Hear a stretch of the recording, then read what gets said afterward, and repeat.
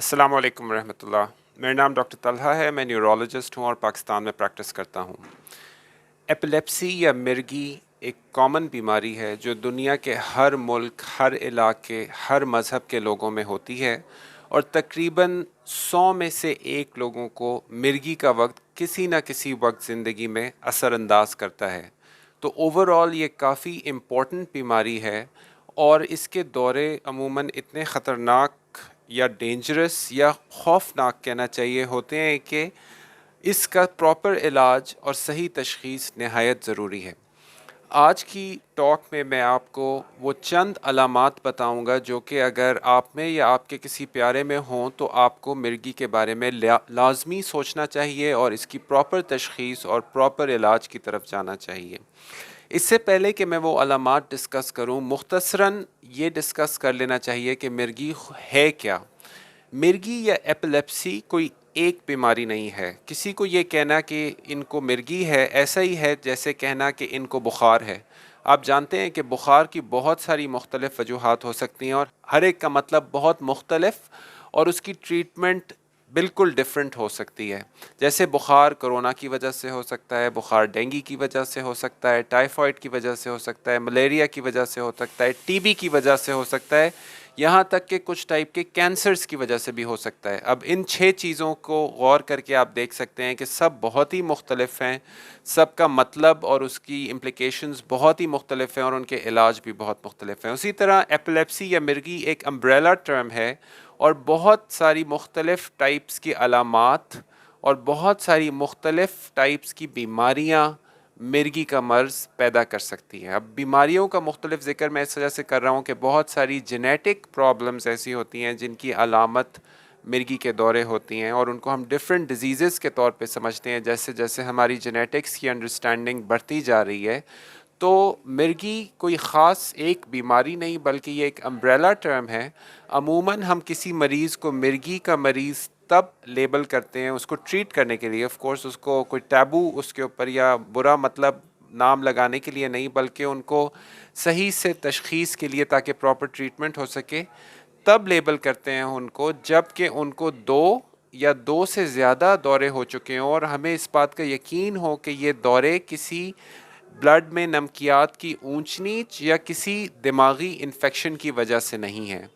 मैं फिर रिपीट करूंगा, 2 या 2 से ज़्यादा दौरे जबकि न्यूरोलॉजिस्ट डॉक्टर को ये यकीन हो कि ये जो दौरे हुए हैं किसी ब्लड में नमकियात की ऊंच नीच यानी इलेक्ट्रोलाइट डिस्टर्बेंस या किसी ब्रेन की इन्फेक्शन यानी कि मेनिनजाइटिस या इंसेफलाइटिस की वजह से ना हो। जब ऐसा हो जाए डिटरमिन तो इन पेशेंट को एपिलेप्सी है और उसको फिर हम सीजर की मेडिसिन के साथ ट्रीट करते हैं। ये तो हुई एपिलेप्सी की डेफिनेशन। अब मैं 4 टाइप्स के अलामात या 4 टाइप्स के दौरे आपको बताऊंगा और मेरे ख़्याल में तकरीबन 80 टू 90% लोगों को अगर इन 4 दौरों का आपको पता हो तो 80 टू 90% को जो दौरे होंगे वो इनके अंदर ही फॉल करेंगे। जो 10-20% रेयर चीज़ें हैं उसके बारे में हमें इस टॉक के अंदर ज़्यादा परेशान नहीं होना चाहिए। सबसे पहले हम बात करेंगे फोकल सीजर्स की। फोकल सीजर्स इस तरह आते हैं, पेशेंट्स मुझे आके इस तरह बताते हैं कि जी हमारे बेटे को या बेटी को या किसी रिलेटिव को इस तरह होता है कि जैसे अचानक से वो गुमसुम हो जाते हैं, थोड़ा सा जो नॉर्मल वो एक्टिविटी कर रहे होते हैं वो करते हुए रुक जाते हैं, उनकी नज़र एक जगह ठहर जाती है। हो सकता है कि वो एक चीज़ करें जिसे हम कहते हैं लिप स्मैकिंग यानी अपने होंठ चबाएं इस तरह करके, या जैसे कुछ वो चू कर रहे हो बार बार ऐसा करना शुरू कर देते हैं, या वो हाथ अपने मलना शुरू हो जाते हैं, इस तरह हैंड फिडलिंग शुरू कर देते हैं, या फिर वो थोड़ा रैंडम सी मूवमेंट्स वगैरह करना शुरू कर देते हैं सर की या हाथों की, ऐसा लगे जैसे वो कंफ्यूज्ड हैं और उसके बीच में वो रिस्पॉन्स नहीं देते हैं अमूमन, या इधर उधर चलना शुरू हो जाते हैं कि उस चंद सेकंड में 15 सेकंड या 30 सेकंड के अंदर आप उनसे वो काम करने से रोक ना सकें और फिर उस 15-20 सेकंड के बाद बिल्कुल वो नॉर्मल की तरफ आ जाते हैं। यानी बेहोशी तो नहीं होती है लेकिन बहुत सी दफ़ा ऑल्टर्ड अवेयरनेस यानी वो गुमसुम हो जाते हैं। अच्छा, कुछ फोकल सीजर्स ऐसे भी होते हैं जिसके अंदर गुमसुम नहीं होता पेशेंट, उसको पता होता है कि मेरे साथ ये हो रहा है लेकिन वो जो भी चीज़ हो रही होती है उसको कंट्रोल नहीं कर सकता है। उसमें एक साइड का शिवरिंग सी होना, रिदमिक यानी एक जैसी शिवरिंग यानी रैंडम ना हो बल्कि रिदमिक शिवरिंग या सुनपन जैसे कीड़ियाँ कीड़ियाँ सी चलती हुई महसूस होना बाजू में, और फिर नेक या शोल्डर की तरफ आ जाना, और मरीज़ अलर्ट है। ये दोनों हुए फोकल सीजर्स। अच्छा, बहुत दफ़ा फोकल सीजर्स नींद में भी होते हैं, जिसमें मरीज़ चीख के साथ उठता है, आंखें कभी खुल जाती हैं कभी बंद रहती हैं, मुंह से झाग वाग निकल सकती है, जिस्म एक साइड का स्टिफ हो सकता है, गर्दन एक साइड पे मुड़ सकती है, और मरीज़ 15-20 सेकंड 30 सेकंड इस तरह हो के फिर उसके बाद वापस नींद में चला जाता है। ये हुए फोकल सीजर्स। अगर ये चीज़ें आप किसी में देखते हैं तो आपको सोचना चाहिए कि ये मिर्गी का दौरा हो सकता है। दूसरा जो बहुत ही कॉमन और well known type of seizure है, जिसे हम कहते हैं जनरलाइज सीजर, और पहले के ज़माने में इनको ग्रैंड मॉल सीजर्स भी कहा जाता था। इनमें होता ये है कि पेशेंट या तो जागा हो या सोया हो, अचानक से वो गुमसुम हो जाते हैं। हो सकता है जो फोकल सीजर की बातें मैंने बताई कि ये लिप स्मैकिंग और हैंड फिडलिंग वगैरह शुरू में हो, ये भी हो सकता है कि ना हो, और क्यों ऐसा है उसमें तफसील में नहीं जाते हैं अभी। अच्छा, जनरलाइज सीजर में फिर ये होता है कि आंखें ऊपर मुड़ गई, गर्दन मुड़ गई एक साइड पे या पीछे की तरफ, मुंह से झाग निकलना, ज़बान कट जाना, पेशाब निकल आना, जिस्म अकड़ना, और फिर उसके बाद अकड़ने के बाद झटके लगना शुरू हो जाना। अकड़ने के फ़ेज़ को हम कहते हैं टॉनिक फ़ेज़, और झटके लगने के फ़ेज़ को हम कहते हैं क्लोनिक फ़ेज़। इसी वजह से इन दौरों को जनरलाइज्ड टॉनिक क्लॉनिक सीजर्स भी कहते हैं। जनरलाइज इस वजह से कि पूरा दिमाग इसके अंदर इन्वॉल्व, पूरा जिस्म इन्वॉल्व हो जाता है, और टॉनिक क्लॉनिक के अकड़न और फिर उसके बाद झटके। आम तौर पे ये दौरे आधे से 1 मिनट चलते हैं, और उसके बाद पेशेंट जो है वो 10 से 30 मिनट तक के लिए गुमसुम और कंफ्यूज, और आप कहें कि नीम बेहोशी में हो जाता है।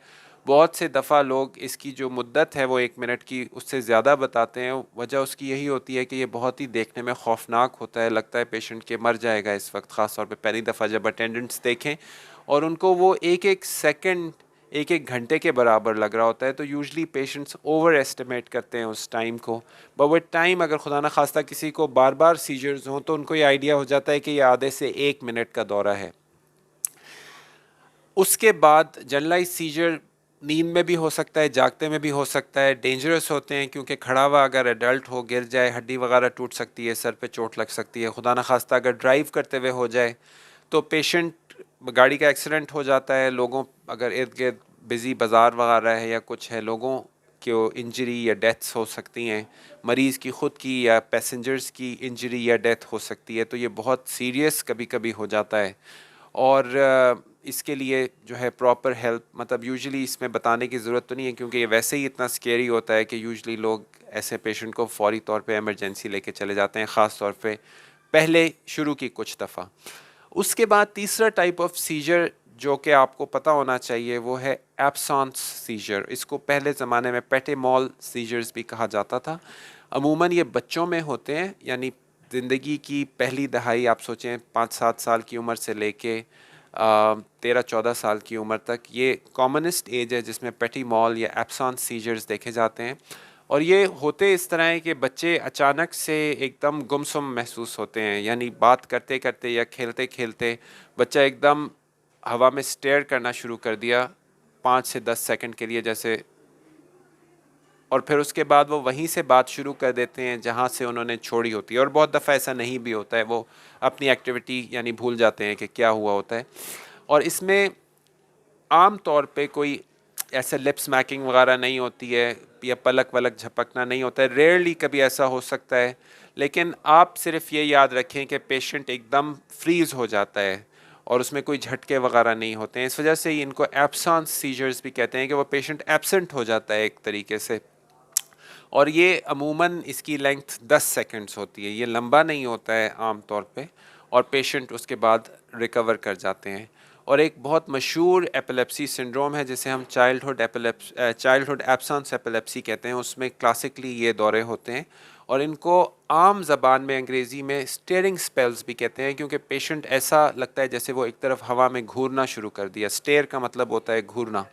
और बहुत दफ़ा क्योंकि ये स्कूल गोइंग एज होती है तो ये दौरे बच्चों की टीचर्स पकड़ते हैं। पेरेंट्स को कभी अंदाज़ा नहीं होता, वो समझते हैं शायद ये कोई शरारत कर रहे हैं बच्चे, जिसकी वजह से एकदम ये स्टिफ हो एकदम से ये जो है ना स्टेयर करना शुरू कर दिया हवा में इन्होंने।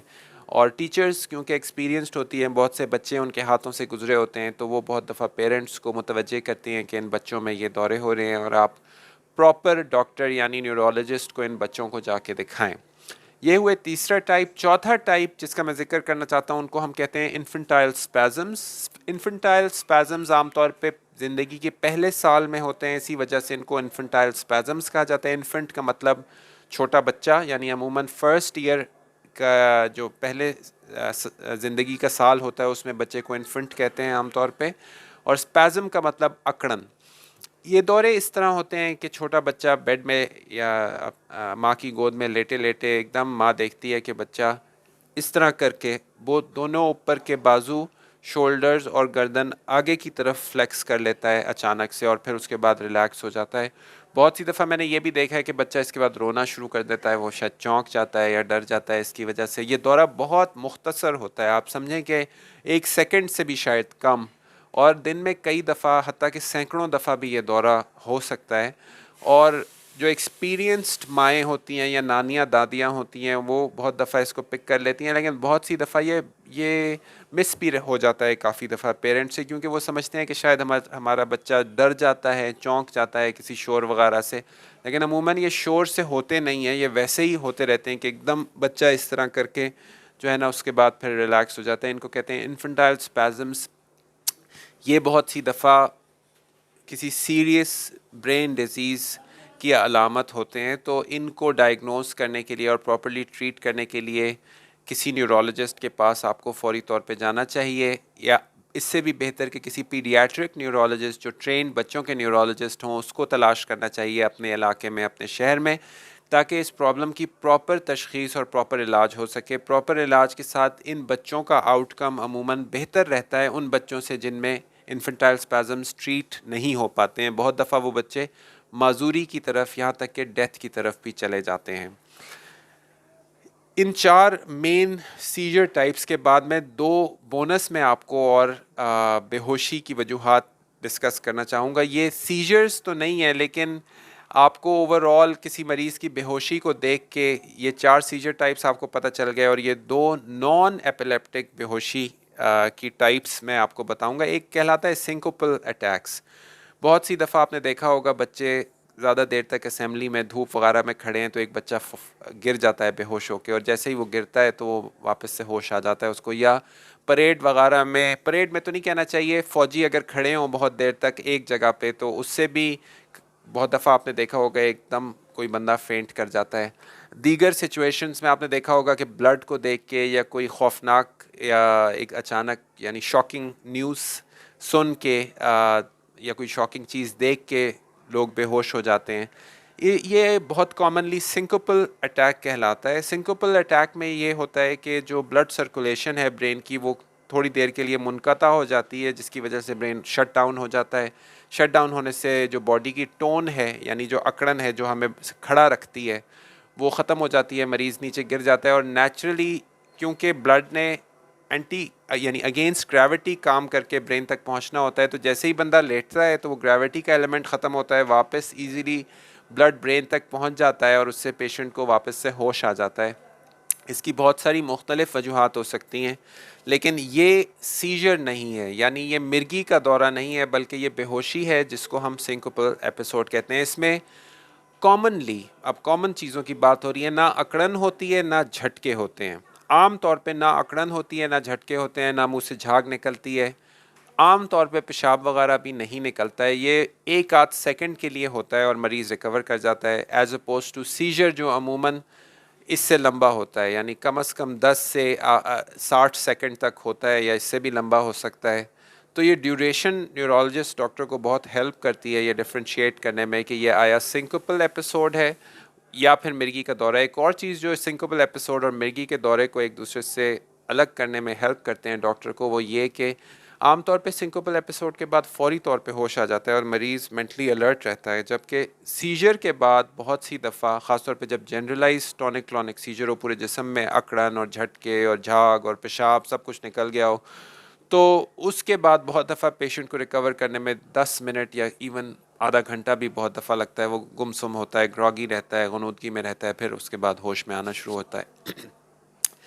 उसके बाद जो एक और नॉन एपिलेप्टिक एपिसोड बहुत कॉमनली देखने में मिलता है वो उसको हम कहते हैं डिसोसिएटिव स्पेल्स या साइकोजेनिक अनकॉन्शियसनेस, उसके अंदर होता ये है कि अमूमन ये बच्चियों में होता है, फीमेल्स में क्योंकि एंग्जाइटी या डिप्रेशन यंग फीमेल्स में रिलेटिवली ज़्यादा होती है मेल्स की निस्बत, मेल्स में भी हो सकता है। उनमें अगर कोई भी वो स्ट्रेसफुल न्यूज़ सुने, कोई फौतगी की ख़बर सुने, कहीं किसी फौतगी वाले घर वगैरह में जाएं, तो वो स्ट्रेस इतना ज़्यादा हो जाता है उन हसास मिजाज लोगों के लिए कि वो बिल्कुल उसको हैंडल नहीं कर पाते हैं, और वो बेस्ट जो बॉडी डिफेंस उसके ख़िलाफ़, उस स्ट्रेस के ख़िलाफ़ देखता है, वो शट डाउन कर जाना है। तो वो अचानक से ऐसा लगता है कि जैसे बेहोश हो गए, आंखें बंद हो गई, बोलना छोड़ दिया, जिस्म बिल्कुल ढीला पड़ गया। और बहुत दफ़ा वो बाद में बताते हैं कि हमें आवाज़ें वगैरह आ रही थी, लेकिन घबराहट और स्ट्रेस इतनी ज़्यादा थी कि हम बिल्कुल मूव नहीं कर पा रहे थे और बिल्कुल जिस्म शल मालूम हो रहा था। और अमूमन इसकी ड्यूरेशन 15 मिनट से लेकर आधे घंटे या इससे भी लंबी हो सकती है। लेकिन सीजर से अलग वंस अगेन यही चीज़ हमें बताती है कि ना अकड़न होती है, ना झटके होते हैं अमूमन, ना झाग होती है, ना पेशाब निकलता है, ना ज़बान कटती है। तो ये सब चीज़ें एक न्यूरोलॉजिस्ट के लिए जो एक्सपीरियंस्ड हो, क्योंकि वो बार बार ये काम करते हैं, इस तरह के मरीज़ देखते हैं, उनके लिए आसान होता है इन चीज़ों को डिफ्रेंशिएट करना बहुत दफ़ा, और कभी मुश्किल भी होता है। लेकिन एक आम आदमी के लिए तो ये बिल्कुल नामुमकिन है कि आप अपने तौर पे ये डिफ्रेंशिएट कर सकें एटलीस्ट फर्स्ट टाइम कि ये किस वजह से है।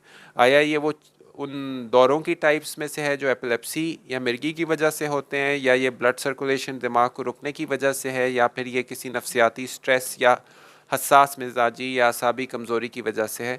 तो इन सारी सिचुएशंस के अंदर सबसे बेस्ट अप्रोच आपके लिए, आपके लव्ड वन के लिए, प्यारे के लिए यही हो सकती है कि आप अगर तो इमरजेंसी सिचुएशन है तो इमरजेंसी में जाएं किसी बड़े और अच्छे हॉस्पिटल की, और अगर इमरजेंसी नहीं है और बार बार इनको दौरे हो रहे हैं तो आप किसी काबिल और अच्छे न्यूरोलॉजिस्ट को कंसल्ट करें अपने पास के शहर में, पास के इलाके में। और अगर ये बच्चा है तो उसके लिए पीडियाट्रिक न्यूरोलॉजिस्ट को तलाश करें, ताकि डॉक्टर साहब मुनासिब तौर पे आपके मरीज़ की तशख़ीस कर सकें और उसको मुनासिब इलाज तजवीज़ कर सकें। मैं उम्मीद करता हूँ कि आज की टॉक से आपकी नॉलेज और अवेयरनेस में इजाफ़ा हुआ होगा, इससे किसी का फ़ायदा हो सकेगा, भला हो सकेगा, उसको अजर सवाब हमें भी हासिल होगा, आपको भी हासिल होगा। अपना बहुत बहुत ख्याल रखिएगा, मुझे दुआओं में याद रखिएगा। अस्सलामु अलैकुम वरहमतुल्लाहि वबरकातुहू।